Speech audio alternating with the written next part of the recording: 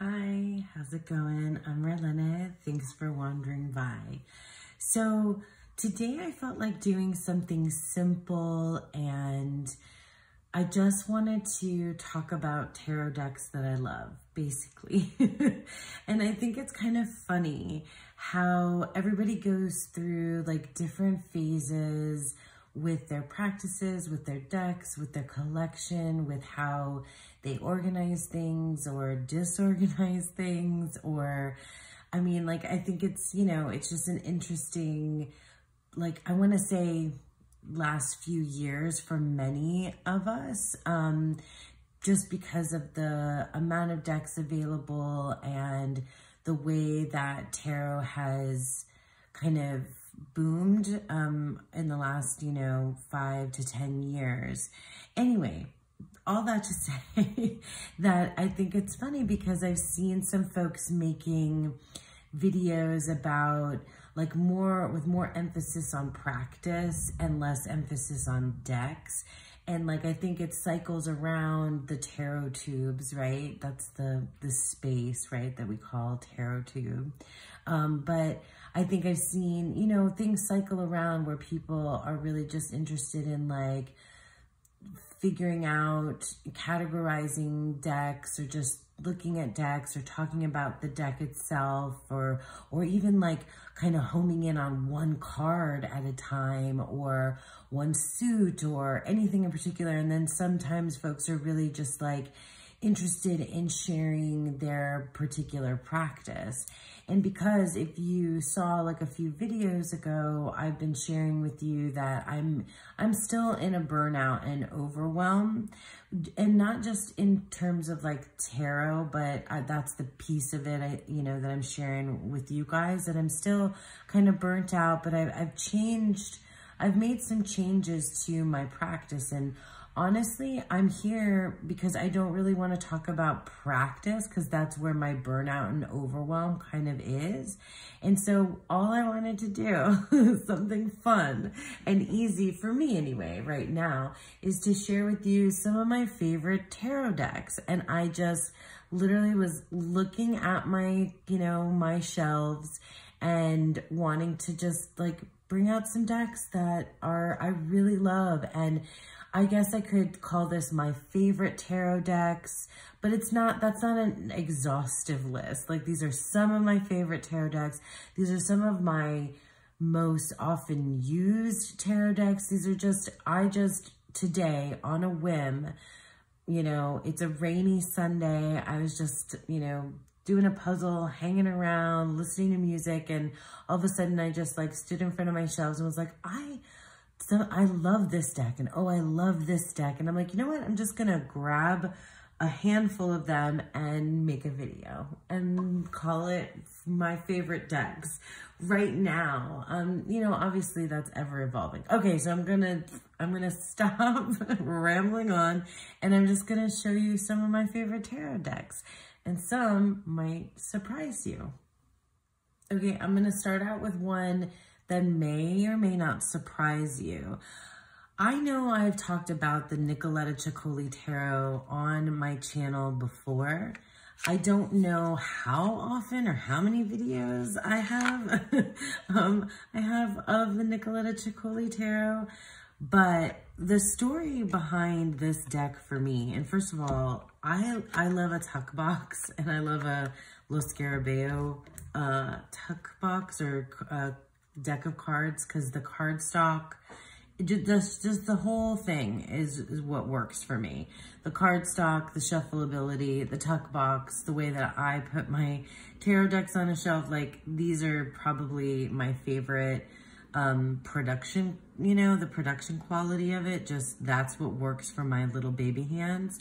Anyway, the story behind Nicoletta Ciccoli, I'll start flipping through. Many of you have seen this deck before. The backs, by the way, always make me think of Christmas, Yule, that time of year. And so I think it's a good one in that case. In that case, it's also like really soft. And for a lot of folks, I think it's like a childhood, or reminiscent of childhood, because of the imagery deck. Anyway, the story behind Nicoletta Ciccoli Tarot for me is, this is not a new deck. This is a deck I've had seen kind of all over the place when I first entered the, the tarot world, which is basically the tarot world in social media, right? Like in this tarot tube space and kind of Instagram and Facebook group space. This deck was definitely something that I saw everywhere, and I immediately was scared of it because of the imagery, because it's so, it really like forces me to kind of look at childhood trauma, childhood misgivings, innocence lost, a lot of themes, that run in that sort of vein. And I knew that it would bring up things for me that I wasn't, prepared to deal with or wanted to deal with. Or at least I thought it would. And I thought that it might be too difficult for me to process. But actually the opposite was true. And it hasn't done what I thought it was going to do. And in that I thought it was going to like kind of make me deal with some things in my subconscious. And I guess in some ways that it has, without getting like too, personal, but like it hasn't really done that. It's actually been like this very interesting bridge, that's not been scary. Like it's actually been very kind. Is that the word I'm looking for? But it's also, the images just like speak in a language, in this visual language that makes sense to me. Like I understand it. I know some folks struggled with the choices for specific cards, and I think, was it Dawn or Julie? I know that they both have done this before. Dawn Michelle and Julie Peekaboo Rose, they've reordered decks. And I'm thinking of the Hush Tarot, I think, for Julie. I think this is the one that Dawn definitely reordered. In any case, I understand why folks would want to do that, because this is artwork that wasn't created for the tarot, but rather it was set up in the tarot, right? So it's curated art, found art by the Nicoletta Ciccoli artist. In any case, I didn't need to reorder it. For me, it's speaking the language of the tarot through the imagery, and I just like the symbolism and the kind of weird oddities and like strangeness to it is just, it's just right. And it's sort of held my hand through some stuff that I needed it to, and it's become one of my favorite decks. And it's not, I mean, like I've used it like for specific things, but it's not, I don't think it's relegated only to that specific place. Still though, it's the Nicoletta Ciccoli Tarot is a deck I really truly love, have used a lot, and is one of my favorite tarot decks. So let's take a look at an indie deck that might surprise you, that is one of my favorite tarots. I know I've talked about this deck a lot on this channel. I think a lot, I don't know, like you'll know, you guys might know better than me, because I have a terrible memory, but this is Tarot by Carol, and it's an indie deck, and this was gifted to me by a friend, who it just wasn't, wasn't resonating, wasn't working for them. And so I was like, I've always been interested in this deck. I'd love to try it. So they gave it to me. Did they edge it? They must have, yeah. And then or maybe I did. I can't remember now. Anyway, the moment that I got this deck and started using it, also, this one is also like, feels like Christmas time too. I didn't mean to do that, but it feels like Christmas and Yule just because of those, you know, red and green colors on the back. But it's also, it also feels summery and it can cross seasons, because for me, seasons are pretend things anyway, because I live in a tropical climate that doesn't really change for but 2 weeks of the year. Anyway, Tarot by Caro, it is a, you know, you can call it a clone. I guess you could call it a Rider-Waite Smith clone. Oops, let me turn it.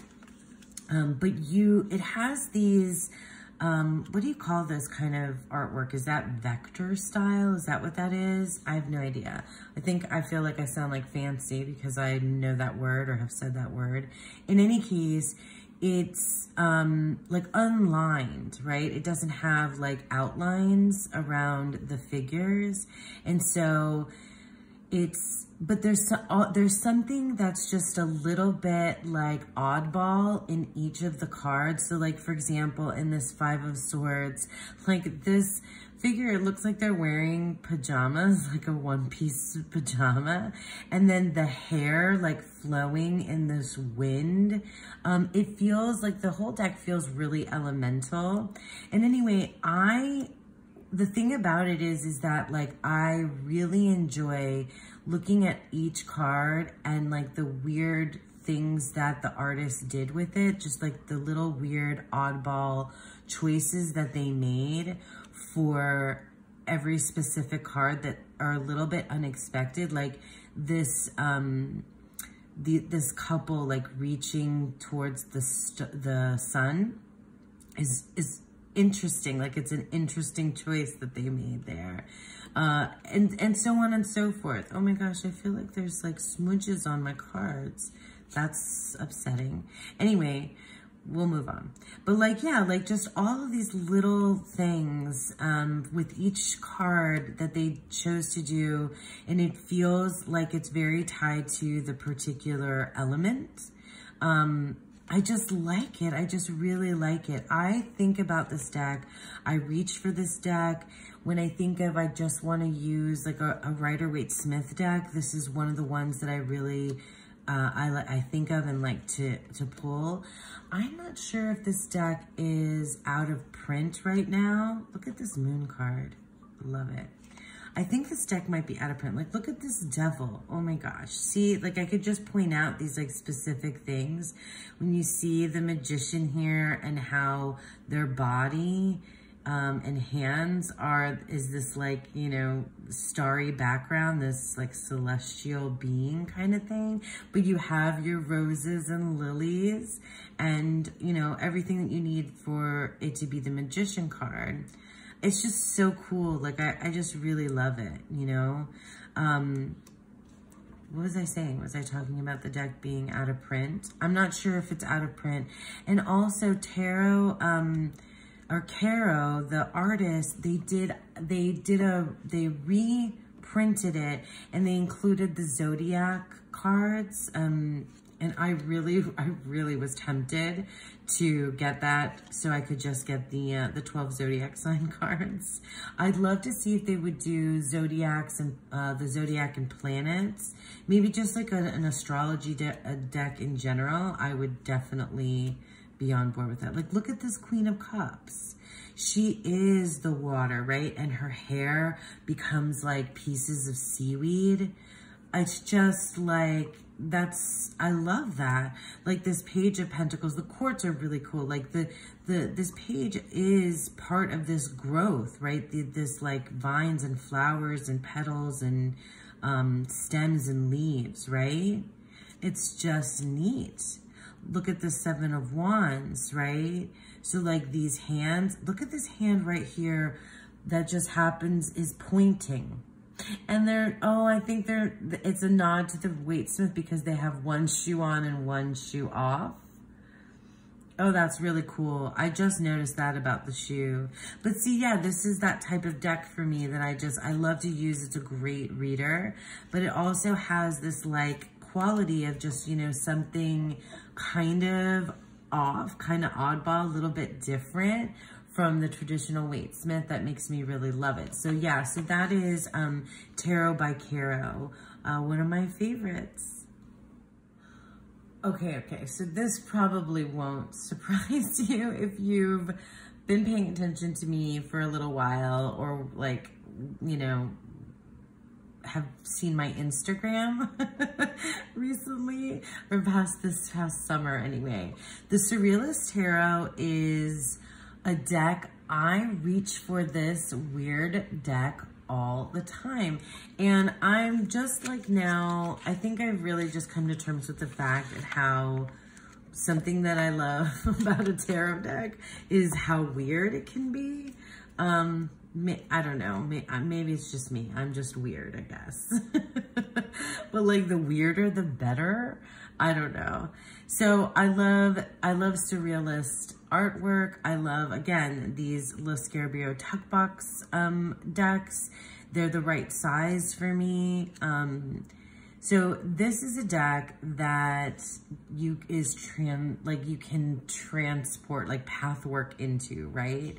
You can spend so much time on any one card that it's like unreal. This deck also it can get to be a lot if you put a lot of cards down, and I usually use it with Oracle decks. It pairs really well with a lot of oracles. I play with this deck a lot. I look at the imagery a lot. It makes me revisit my initial card meanings. I think it does a good job of like helping me bridge my Waite-Smith and my Thoth kind of ideas, because sometimes those can be really different. It's just cool. Like, it's just cool. It makes me feel cool. There's a treat and a feast for the eyes, and it's also unsettling. It's very unsettling. It's really bizarre. That's the idea.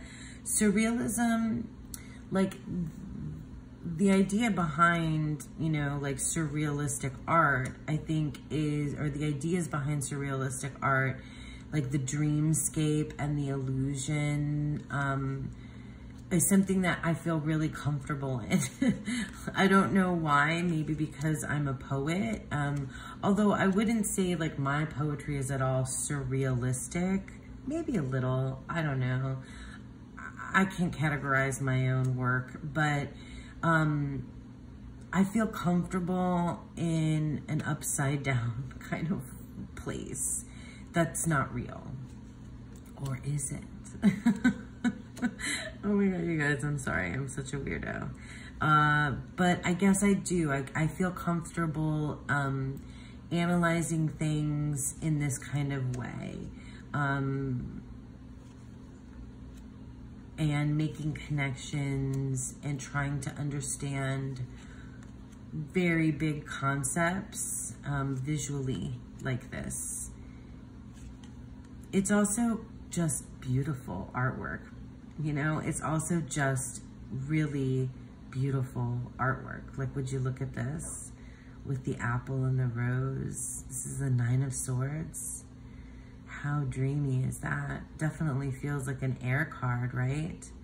So yeah, I feel like I want to get to know each of the images like really well, but even though I have used this deck quite a bit, I don't know these images that well.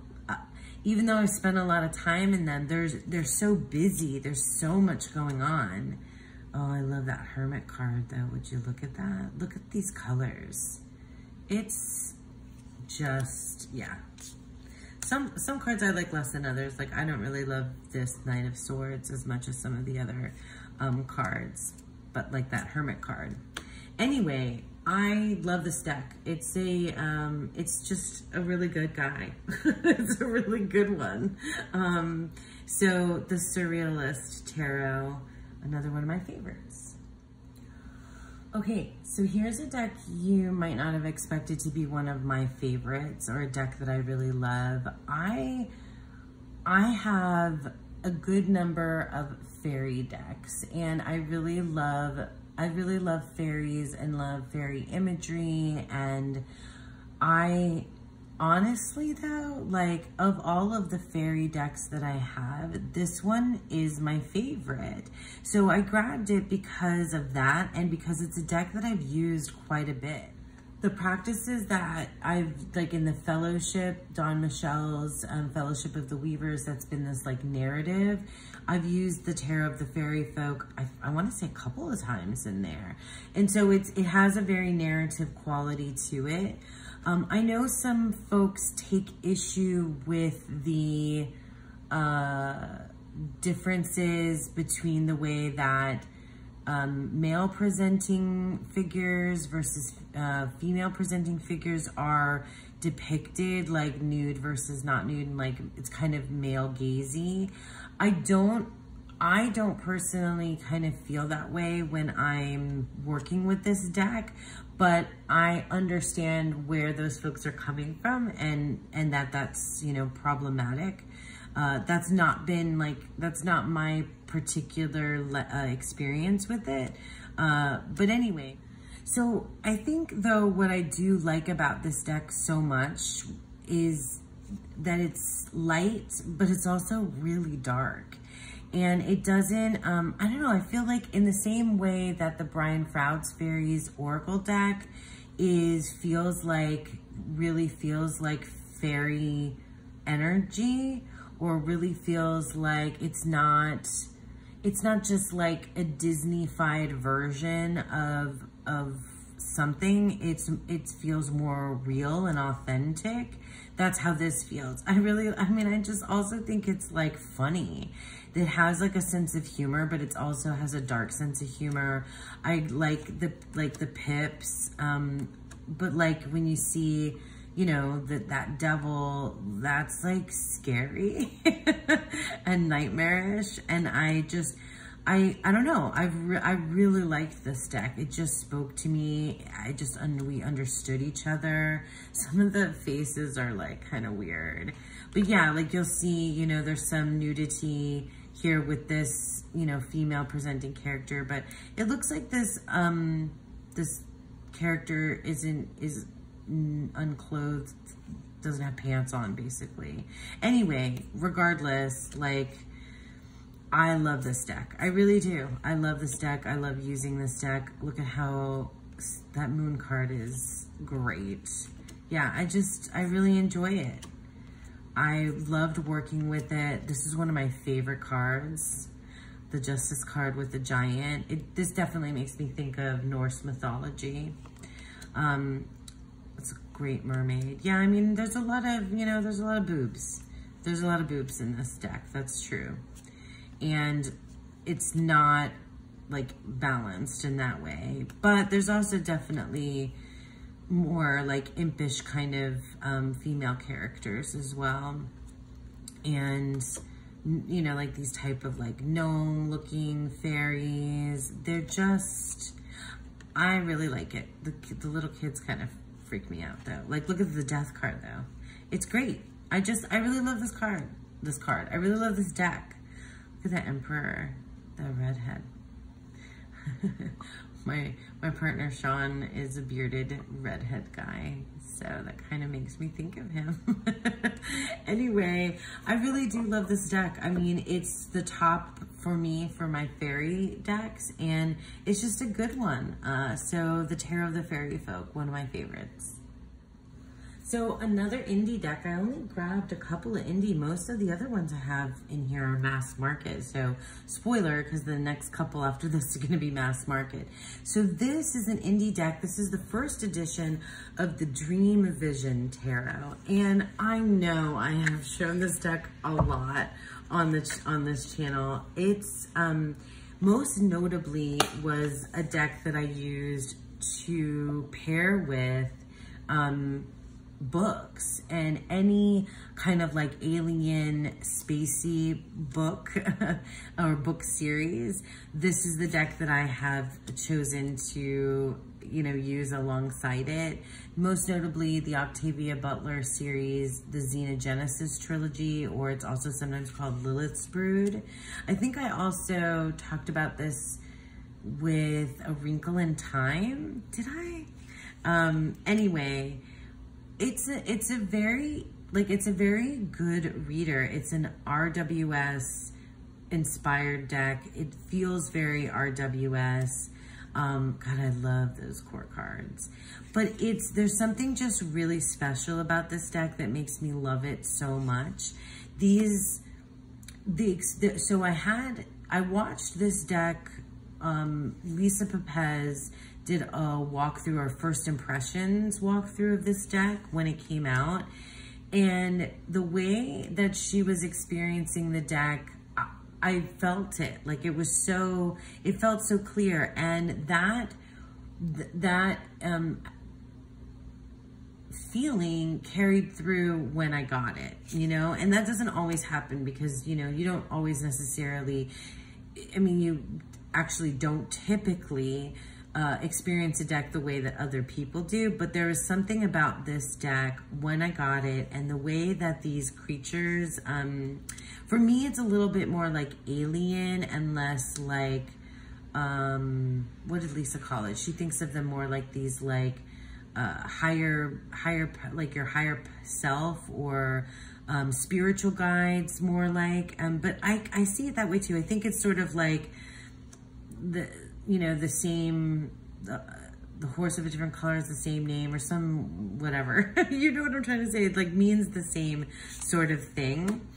But anyway, they're these like, they're these like just otherworldly beings, you know, that are very, that are giving you advice, spiritual guidance or guidance in general. It's really special, but at the same time, it's also just like, I can grab and use this deck, like for almost anything. I choose to use it for like specific things like, you know, alien, spacey type of, sci-fi fantasy books that I'm reading. And also for like some kind of higher self, you know, super conscious as some folks call it, or otherworldly type of advice. But it's also like, it's just a deck that you could use just like straight up for like anything mundane as well too. Look at this Hanged Man, gorgeous. The High Priestess, gorgeous. I know there's some different, there's a second or third edition of it now, but I like my first edition, and it's a deck that I use a lot, all the time, and one of my favorites. So yeah, that's the Dream Vision Tarot, the first edition. Okay, so this one, probably not a surprise. You might have been looking for some of my other favorites. I chose not to grab like the ones that I always show on this channel. But this is one that I grabbed anyway, because I know I always show or often show or have shown this deck like a lot on this channel. I can't help myself, but I did refrain from making this video just the same as, you know, many others. Like maybe I'll do another one for oracles, but I didn't grab the, you know, some of the Greek mythology decks that I love and have been working with this year as well. So this, I haven't said yet, but it's on the screen, is the Klimt Tarot. So another very interesting thing to point out about these decks is that a good portion of them are curated art decks, which is like stunning to me because I never thought that I would want or like curated art decks when I first started reading tarot. That's so funny to me. But Klimt, and I never even was like a big, huge Gustav Klimt fan, but I don't know, you put Klimt together with tarot, you give it this blingy gold, I edged it in black, and it's the moodiest little, you know, I don't know. I don't know what to say. The moodiest little guy, like one of the best decks I ever have used. It's weird because a lot of these are outside of the realm of what you would think for that particular card. Like this is the Two of Discs, the Two of Pentacles. That's interesting, right? And it's all because it's like different pieces of Gustav Klimt art kind of, you know, settled onto the tarot. Look at that Two of Wands. You know, it just speaks to me. And I also found out of a lot of the art, the pieces are actually, or not a lot of them, some of them, a few of them anyway, are Greek mythology. So like this is Athena as the Empress here. But in any case, look at that Hermit. Oh my gosh, I love that Hermit card. The figures are haunting, it's kind of scary. It's weird, right? So like Gustav Klimt art is surrealistic.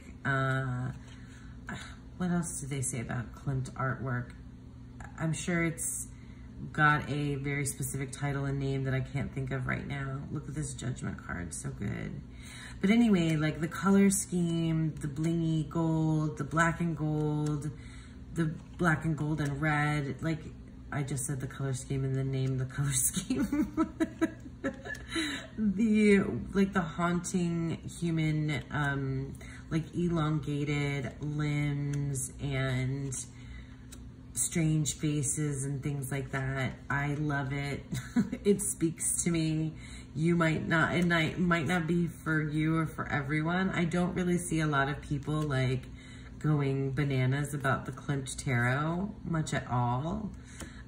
So yeah, it feels very personal to me. I absolutely love this Chariot card. Yeah, some people just are probably like, I don't get it. Why, Marlene? And I try to explain it. It's dark and moody, but it's also like really sweet in some ways and just beautiful. And it like hits the spot, if that makes any sense. It's a deck that I reach for a lot. So this is the Klimt Tarot, like one of my favorite tarot decks.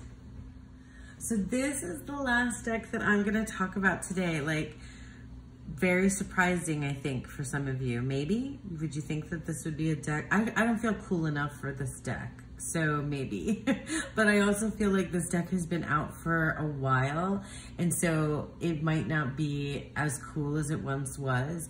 It feels like a very cool girl deck just because, why can't I think of her name now? Oh, Kellyanne Maddox. Kellyanne Maddox, who is like, her sense of, like, I mean, she's fantastic across the board in terms of like her channel, what she's done for tarot on TarotTube and so much more. But in any case, she's also just has a really like unique, very cool sense of style that is not within me to ever be like, but like, you know, I just admire it. Anyway, this is what I think one of her favorite decks, and like the colors and the style of it sort of remind me of, you know, kind of like her style, or there's a particular style. I don't know what years we want to say that this is. I bet there's a name for it. It's also very surrealistic art in the Muse Tarot. But anyway, this is the last deck that I'm going to show. And again, I'm just going to reiterate to you guys that this is not like an exhaustive list of my favorite decks. And nor is it, I mean, it's my favorite decks that I was just looking at right now, basically. Because there's a lot that I've talked about as some of my very favorites that aren't showing up here today. So it's not that I don't still love those decks, is what I'm trying to tell you. This is a deck that so I don't love to shuffle this deck, like nowhere near as much as I love to shuffle all the other ones that I've just shown you. But this is the deck that like I will always just look at my shelves and just randomly pull out and want to use. Oh no, it's gonna have upside down stuff all over the place. So I didn't think I would like it because of the renaming of the suits, but I actually think that they work really well. This feels like a very summery, late summer type of deck. It's got that, you know, it's collage style. It's, I mean, it's a Chris Ann deck, you know, very popular. I don't know, like in comparison to like her other decks, like Light Sears, if it's as popular as that one. I love the Light Sears Tarot, but this is just for some reason one of the decks that I just like always grab, and I always, like, it's one of my favorites. I just really love looking at the artwork. I really love thinking about what the artwork is doing and how it changes or, you know, talks to or speaks to the way I think of the Nine of Voices. So this would be the Nine of Swords. I just kind of love like looking at all its different pieces, kind of like how I do with the Surrealist Tarot. That's my jam. It's, you know, look at the Eight of Materials. Like, it's just, yeah, it's unexpected because this is not necessarily like colorways that I really like. I do love all the roses for sure, but like the bright kind of like pink and aqua colors aren't usually my aesthetic. But I have to say though, the depictions is where it's at. Like, it really does make sense to me and expand and expound upon my views of tarot. It's also really cool. It's really cool, and yeah, it's really neat. I like it. I like it a lot. It does feel very magazine, you know, magazine cover or like fashion model. It feels, yeah, it like feels very fashiony, fashionista type thing, but I don't care. Like, that's not, that doesn't like detract me from a tarot deck, but it's just like unexpected to me that this is a deck that I really love so much. I didn't expect to. It's also, you know, it's very young, young leaning. Like, look at that Three of Swords. It's a great death card. I know that some folks like hate the landscape, that the king of each of the suits is in landscape. I love this Four of Cups. I think I used this specifically when I did the deck-in for the Four of Cups. And yeah, I mean, yeah, one of my favorite high priestesses, although she's very young, but still, it's just a beautiful, beautiful deck that I really love. Yeah, I mean, that's the Muse Tarot. It's just absolutely one of those decks that, like, I see it on the shelf and I just always want to grab it and use it. It's a favorite for sure, the Muse Tarot. Okay, there. I think I managed to get all of the titles or all of the decks on the screen that I talked about today. Of course, like I said, I left out lots and lots of my favorite decks, but this is just like a sampling of some of my favorite decks that I just wanted to share with you today. And I thank you guys so much for sticking with me, and I hope that you all have a beautiful, wonderful day. Bye.